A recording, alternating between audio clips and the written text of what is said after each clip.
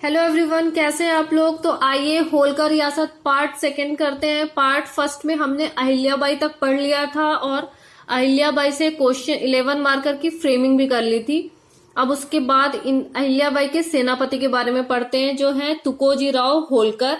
इन्हें अहिल्याबाई का सेनापति बनाया गया था। तो ये आपसे 5 नंबर में आएगा, तो उसके अकॉर्डिंग देख लेते हैं कि हम क्या क्या लिखेंगे। तो 5 नंबर में आएगा, 6-7 लाइन रहती है, तो इनके अचीवमेंट्स लिखेंगे कि इन्होंने ऐसा क्या किया कि ये इतने महत्वपूर्ण पद पे थे, सेनापति थे अहिल्याबाई के।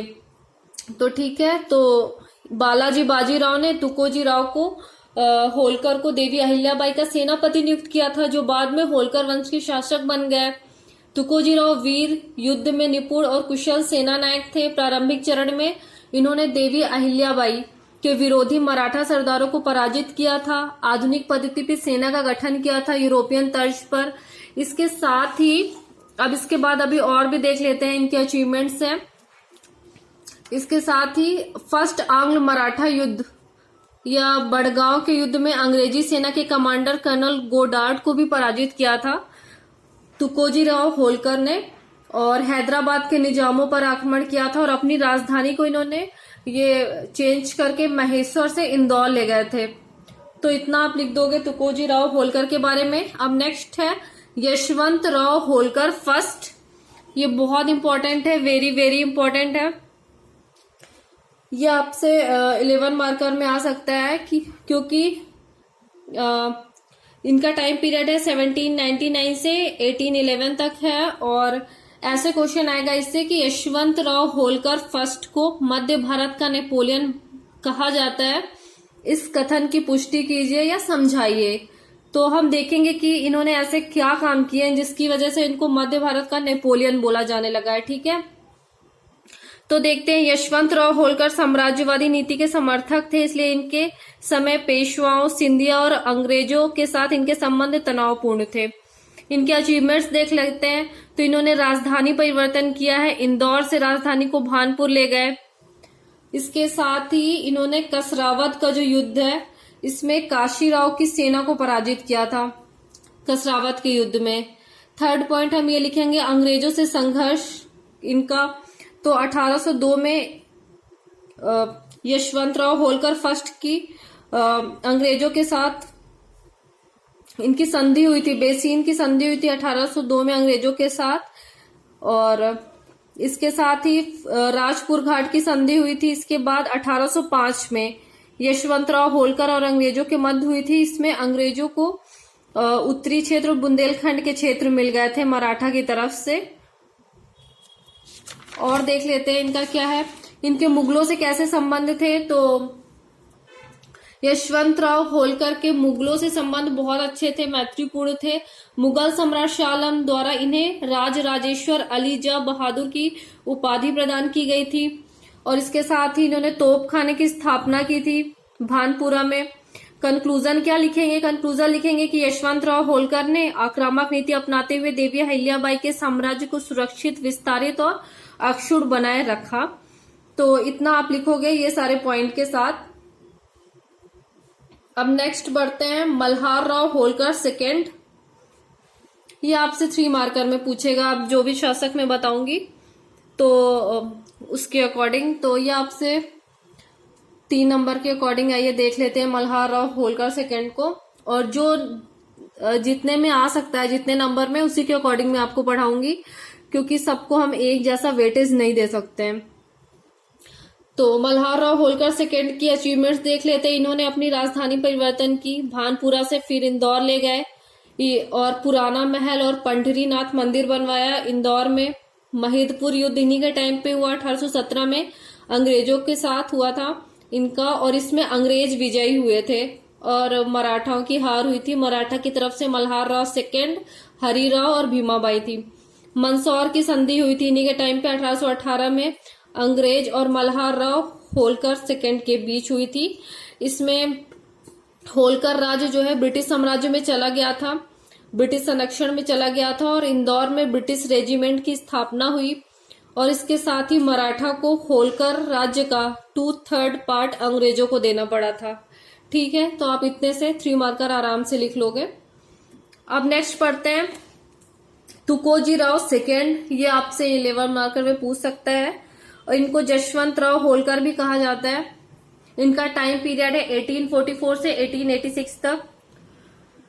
तो इनके बारे में आइए देखते हैं क्या है, इन्होंने क्या किया है। तो इंट्रो देख लेते हैं कि अंग्रेजों की सहायता से होलकर वंश के शासक बने और 1857 की क्रांति इनके समय की मुख्य घटना थी और इन्हें होलकर वंश में कई सुधारों के लिए जाना जाता है। ठीक है, जब तुकोजी राव होलकर सेकेंड या जसवंत राव होलकर शासक बने तो इनके टाइम में क्या हुआ था कि आर्थिक स्थिति बहुत कमजोर थी और युद्ध और सैन्य खर्च के कारण सरकारी खजाना पूरा खाली हो चुका था। इसलिए उन्होंने कई सारे आर्थिक सुधार किए। आर्थिक व्यवस्था को सुदृढ़ बनाने के लिए इन्होंने राजस्व वसूली के लिए एक पृथक विभाग, सायर विभाग बनाया था अलग से, जिससे राजस्व बढ़कर 22 लाख से 5 करोड़ हो गया था। भूमि की पैमाइश करवाई। इसके साथ ही इन्होंने रैयतवाड़ी व्यवस्था लागू करवाई। इंदौर को वाणिज्यिक राजधानी बनाया इन्होंने। ठीक है, कॉमर्शियल कैपिटल बनाई, व्यापारिक गतिविधियों को बढ़ावा दिया, स्टेट कपड़ा मिल बनवाई और इंदौर खंडवा रेल लाइन परिवहन के लिए बनवाया। जंगल खाता विभाग बनवाया ताकि जो जंगल से जो भी आय होती है उसका रिकॉर्ड रखा जा सके। डाक टिकट की शुरुआत करवाई। तो इन्होंने इस टाइप से ये सारे आर्थिक सुधार किए। अब इनके प्रशासनिक सुधार देख लेते हैं। प्रशासनिक सुधार में इन्होंने क्या किया। तो प्रशासनिक सुधार में इन्होंने पंचायती राज का सफल संचालन किया, न्यायिक सुधार, लिंग समानता को बढ़ावा दिया कि स्त्री पुरुष में कोई भेद ना हो, समानता का अधिकार मिले, शिक्षा के लिए विद्यालय शिक्षण संस्थान की स्थापना की। और 1876 में जब प्रिंस ऑफ वेल्स भारत आए थे तब इनकी महत्वपूर्ण भूमिका थी। इन्होंने ही सारी व्यवस्था का संचालन किया था जब प्रिंस ऑफ वेल्स भारत आए थे। तो तुकोजी राव या जसवंत राव होलकर के बारे में अब नेक्स्ट देख लेते हैं कि 1857 की क्रांति में इनकी क्या भूमिका थी। तो अंग्रेजों के साथ इन्होंने अंग्रेजों का भरपूर सहयोग किया था बहुत अच्छे से। कर्नल ड्यूरेंट को सुरक्षित सीहोर पहुंचाया और विद्रोहियों को पकड़वाया था। ठीक है, विदेशों के साथ इनके संबंध कैसे थे और विदेश नीति कैसी थी। तो विदेश नीति और पड़ोसी राज्यों के साथ जसवंत राव होलकर के संबंध देखते हैं। तो स्वयं एक कुशल शासक और विदेश मंत्री थे। इन्होंने ग्वालियर, त्रावणकोर, कर्नाटक, हैदराबाद, बड़ौदा, ओरछा आदि रियासतों के साथ मित्रवत संबंध बनाए। मतलब विदेशों से इनके संबंध काफी अच्छे थे।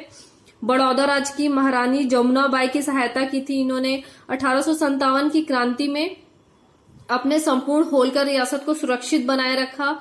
इसके साथ ही सत्ता हस्तांतरण में मैसूर राज्य की भी सहायता की थी। और देख लेते हैं इन्होंने और क्या किया था। तो यूरोपीय देशों की यात्रा की थी और अपने राज्य के लिए सहायता की मांग की थी इन्होंने। इसके साथ ही विद्रोही सैनिक शहादत खां को, ठीक है, शहादत खां को पकड़वाकर अपने राज्य की सुरक्षा भी सुनिश्चित की थी। तो जसवंत राव होलकर में आप इतना लिख दोगे, इनफ है। और इसके साथ ही अब देखते हैं, वेरी वेरी इंपॉर्टेंट है शहादत खां 3 मार्कर के लिए। तो देखते हैं इसमें, ये होलकर के एक सैनिक थे होलकर राज्य के। 1857 की क्रांति में इनकी महत्वपूर्ण भूमिका थी और इन्होंने मध्य प्रदेश के महू से 1857 की क्रांति का नेतृत्व किया था। शहादत खां अपनी सैन्य टुकड़ी के साथ आए और ब्रिटिश छावनी महू पर इन्होंने विद्रोह कर दिया था और इनका सामना कर्नल ड्यूरेंट के साथ हुआ था। ठीक है, तो इतना आप लिख दोगे। और इनके बारे में और भी है कि इन्होंने ब्रिटिश सरकारी खजाने को लूटा, लेकिन अंत में पकड़े जाने पर अंग्रेजों ने इन्हें फांसी दे दी थी।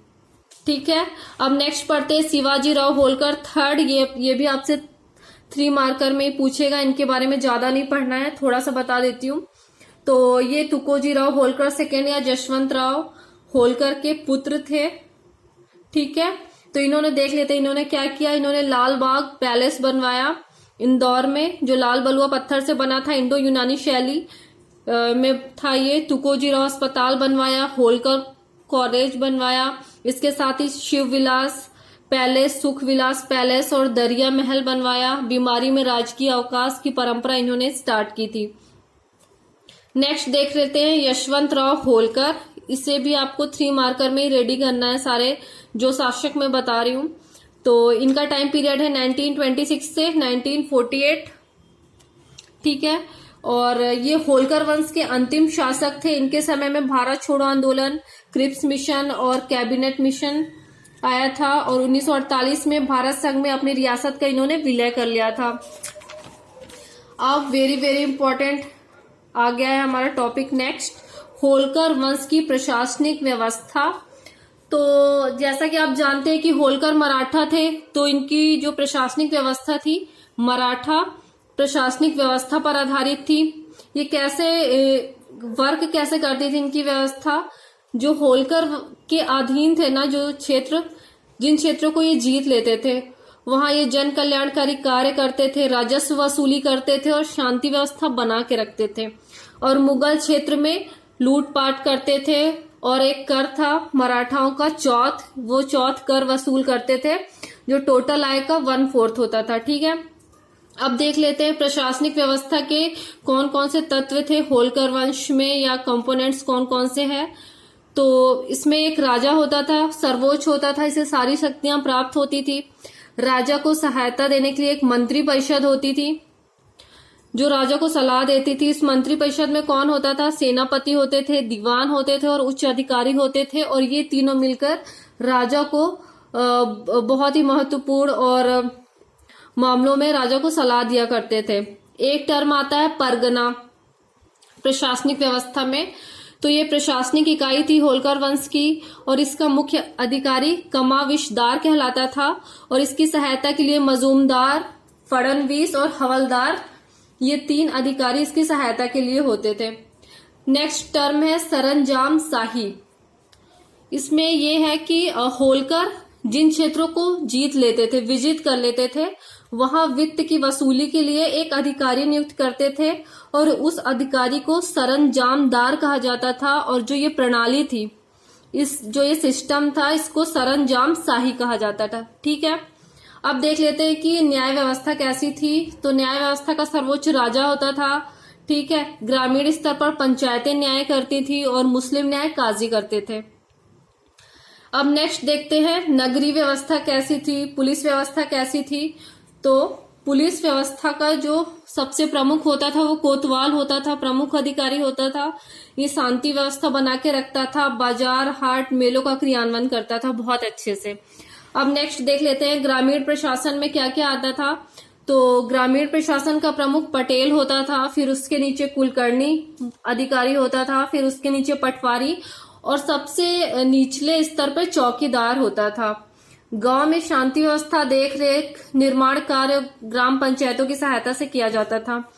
अब होलकर वंश का स्थापत्य देख लेते हैं कि स्थापत्य कैसा था। तो इसमें जो होलकर वंश का स्थापत्य था, इसमें राजपूत शैली और मराठा शैली का प्रभाव देखने को मिलता है। इसमें लाल बलुआ पत्थर का प्रमुख रूप से प्रयोग हुआ है। होलकर वंश के स्थापत्य में जो शासक हुए, शासिका हुई, उन्होंने किले, महल और छतरियों का निर्माण करवाया। अब अलग अलग देख लेते हैं, जैसे मल्हार राव होलकर ने मल्हारगंज राजवाड़ा का निर्माण कराया। अहिल्याबाई ने महेश्वर का किला, घाट, मंदिर बनाए, इन्हें सांस्कृतिक रूप से विकसित किया महेश्वर को। शिवाजी राव होलकर ने क्या किया, लालबाग पैलेस और होलकर महाविद्यालय बनवाया। तो इस तरह आपकी होलकर रियासत कंप्लीट होती है। सॉरी, वीडियो थोड़ा सा लेट हो गया, कुछ टेक्निकल प्रॉब्लम थी, और लेकिन आज मैंने आपका कंप्लीट करा दिया है। और इसके साथ ही आप लोग वीडियो को लाइक करके जाना प्लीज, और जल्दी जल्दी जिसने भी सब्सक्राइब नहीं किया है चैनल को सब्सक्राइब कर लो तुरंत, और तभी मैं बहुत अच्छे अच्छे वीडियो लेके आऊंगी। और आपको किस टॉपिक पे वीडियो चाहिए आप ये भी बता सकते हो, और अपने अकॉर्डिंग तो मैं बना ही रही हूँ, और आप लोग के कमेंट्स भी पढ़ती हूँ और उससे रिलेटेड वीडियो भी बनाती हूँ। तो आप लोग वीडियो को लाइक करें, शेयर करिए, और बेल, जिसने अभी रिसेंटली सब्सक्राइब किया है तो वो बेल आइकन को जरूर प्रेस कर लेना, तभी नोटिफिकेशन आएगा नए वीडियो का। तब तक के लिए बाय।